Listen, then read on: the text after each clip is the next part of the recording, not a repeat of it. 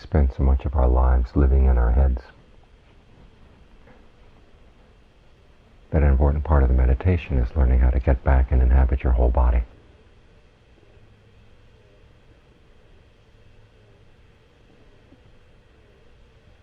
So when you're working on the breath, try to be in the body as much as you can.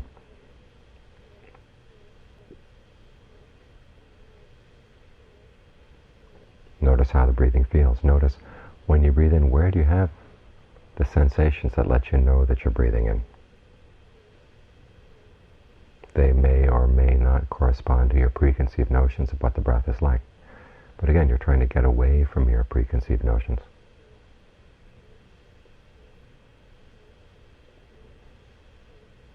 Where the breath comes in, where the breath goes out, how it comes in, how it comes out. These are things that are important to explore. And it's important to learn how to think in new ways about the breathing. Sometimes we think that the more solid parts of the body pull the breath in and push it out. Can you switch that around? Can the breath be the force that comes in and animates the other parts of the body? And that sensation of pulling the breath in, what is that sensation aside from a more subtle kind of breath energy?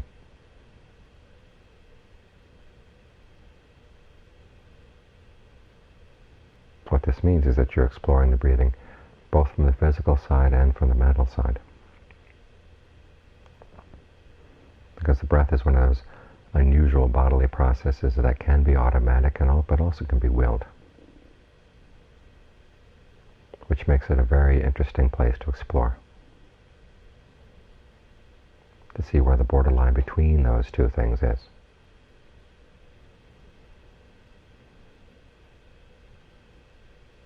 One place to look is notice immediately as you focus on the breath, what happens to the breath energy? What ways do you change it simply by focusing on it? And when you focus on it, what assumptions do you bring in? Learn how to question those assumptions so that you can see them more clearly. As I said once before, it's not that we're trying to find a true conception of the breath, but we're here to understand the process of cause and effect in the mind and the body.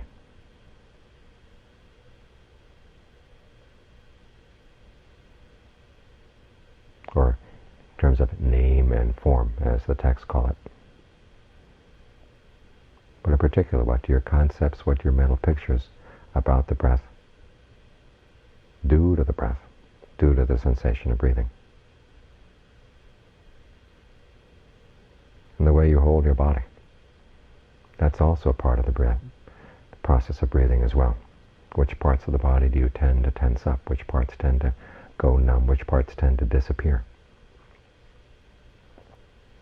Learn to compensate for that. Because we focus on the breath not only as a learning exercise, but also as a way of giving the mind a good place to settle down. And that means we have to make the body comfortable. And a body that has parts that are tensed up, where the energy flow is blocked, that's not a good place to stay. So go through the body and survey to see what areas do you keep tensed up. Can you consciously relax them?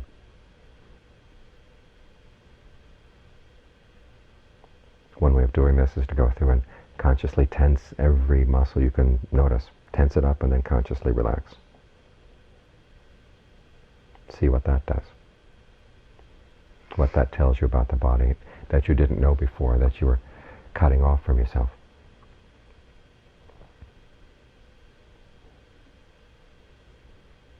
There are lots of issues to explore with the breath.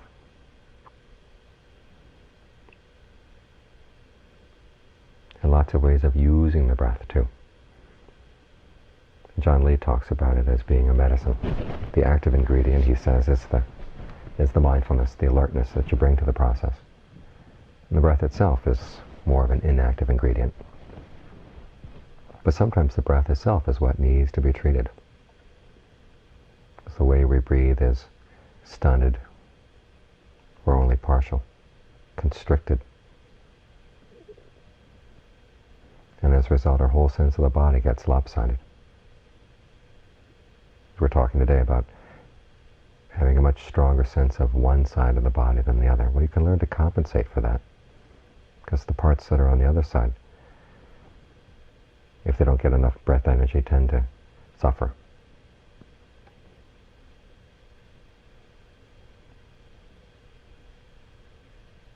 The function of the body gets unbalanced. So you can use the breath as a conscious way of treating the imbalances in the body. Not only makes it a more comfortable place to stay in the present, but also helps with the health of the body.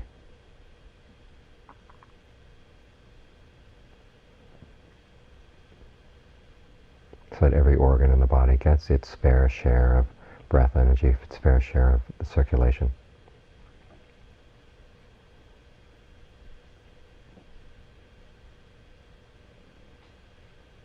So there are many benefits that come from working with the breath, physical benefits and mental benefits. There's lots to explore. Sometimes we sit here breathing in, breathing out, breathing in, breathing out, and it gets kind of dull. As if there was no work to be done at all.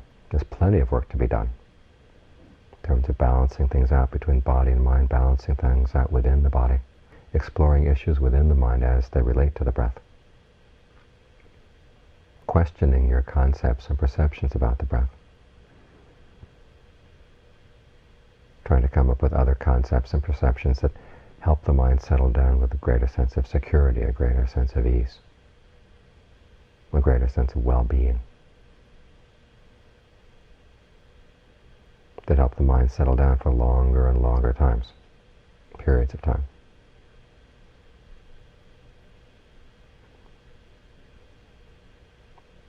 This is a fascinating place to explore. There are so many issues. How does the body relate to the mind? How does the mind relate to the body? The breath is where they meet, so this is where you're going to learn about these things.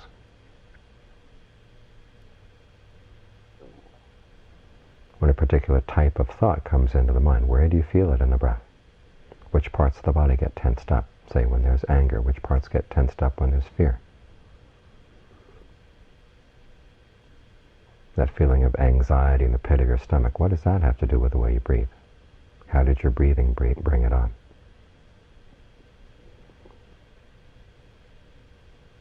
These are things we can explore, but you have to be very, very sensitive to what's going on.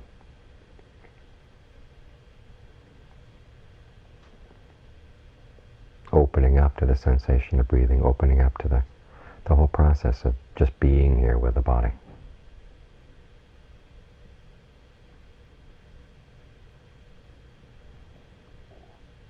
I was reading today someone saying that the awakened mind state is one that is welcoming to all direct experience.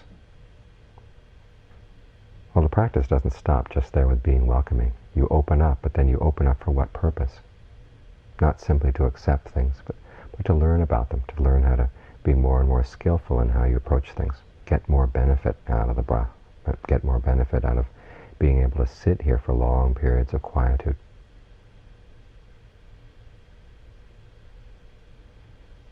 We've got this opportunity to explore. What are we going to do with it?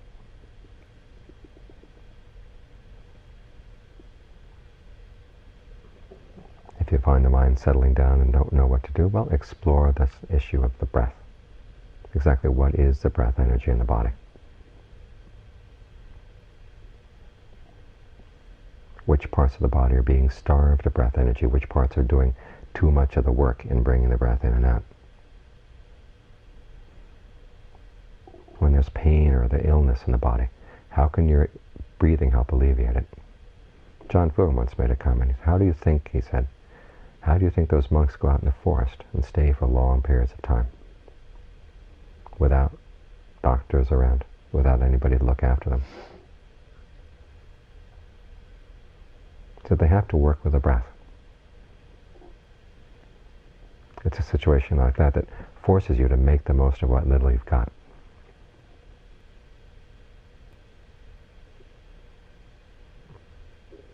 But then as you really get to know the breath, you begin to realize it's not just a little here. There's an awful lot that's going on, that you're in a position where you can have more of an effect on the health of the body, the health of the mind, than you might otherwise have supposed.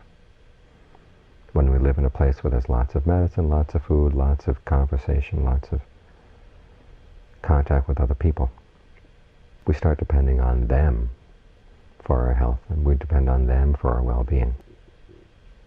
So this is one of the important aspects of solitude. You go out,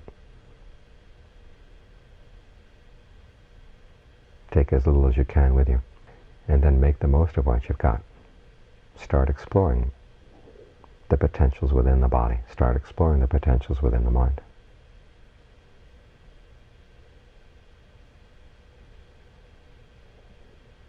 And see what benefit you can get out of them. In other words, we're not here simply to be equanimous and welcoming to whatever happens. But we look at things in terms of cause and effect.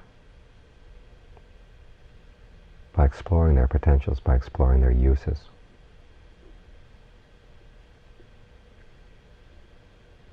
And seeing how far they can take us, both in terms of physical well-being and in terms of mental well-being. What does it mean to have a mind that's totally free of disease? The Buddha said that's a reference for the realization of nirvana. He says nothing less than that can be counted as true health for the mind. But there are stages that work in that direction. As you get the mind to deeper and deeper stages of concentration, there's a greater and greater sense of well-being.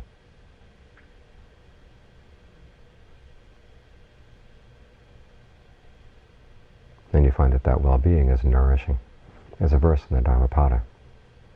It says, how happily we live, we who have nothing, we feed on rapture like the radiant gods. The rapture really is nourishing, both physically and mentally. On days when you're fasting, try to get the mind into a state of concentration where there is a strong feeling of rapture. And see what it does for the body. Stay there as long as you can.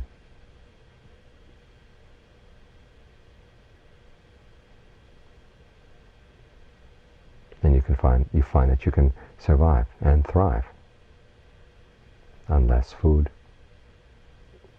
thrive on less companionship, thrive on the potentials that are already here in your body and mind.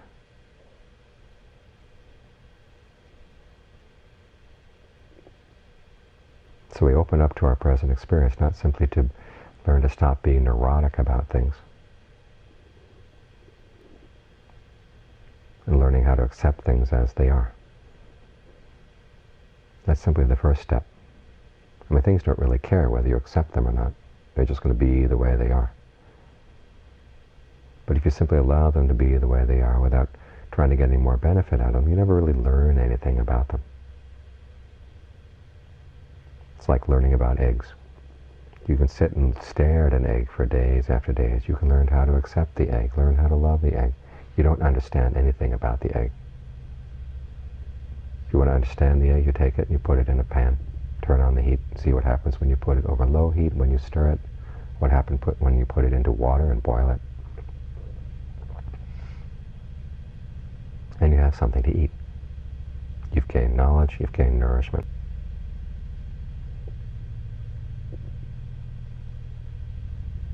Simply by learning about the things that are right at hand around you. With a meditation, we take it an even step further inward. You learn about the potentials in the body, you learn about the potentials in the mind. Exploring what's here. Seeing what uses you have for different types of breathing, what uses you have for different ways of focusing the mind.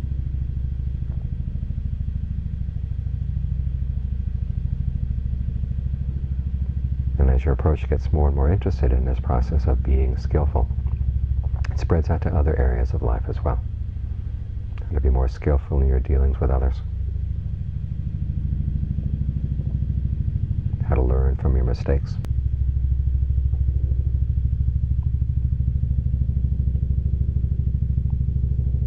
How to develop the process of skillfulness so it can take you all the way to true happiness. Because after all, this process, the whole question of skillful and unskillful is probably the most basic teaching the Buddha had. When one of his followers was asked about what position the Buddha took on different issues of the day, and the follower said, well, he doesn't take any position on these issues. Whether the world was eternal or not eternal, whether it was finite or infinite, and so on down the line. So the questioner said, well, then he's a nihilist. He doesn't teach anything at all, makes no distinctions at all. And the Buddhist follower said, no, that's not true. He makes a distinction between what's skillful and what's unskillful. That's the basic starting point.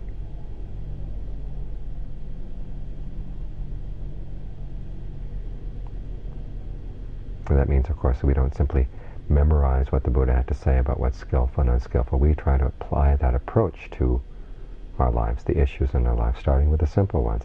You're sitting here and it's uncomfortable. What are you going to do? Well, there may be a more skillful way to breathing. Breathe in and out so the experience can be more pleasurable. And whatever issues come up, try to find the most skillful way of approaching them.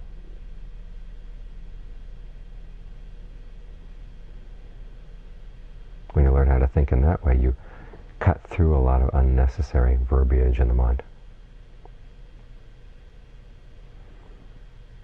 And you get the mind into a position where it starts thinking automatically in terms of the Four Noble Truths without your having planned it.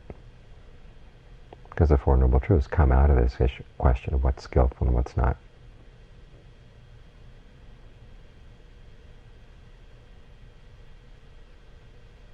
So we're here to meditate, to gain knowledge. And what kind of knowledge is it? The knowledge that comes from practicing being skillful.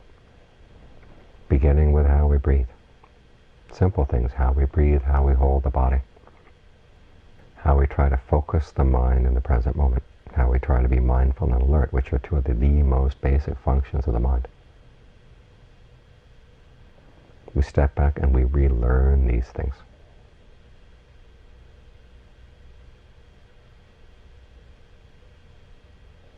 Because it's often questioning basics, exploring the basic issues that we really come to radically new understandings.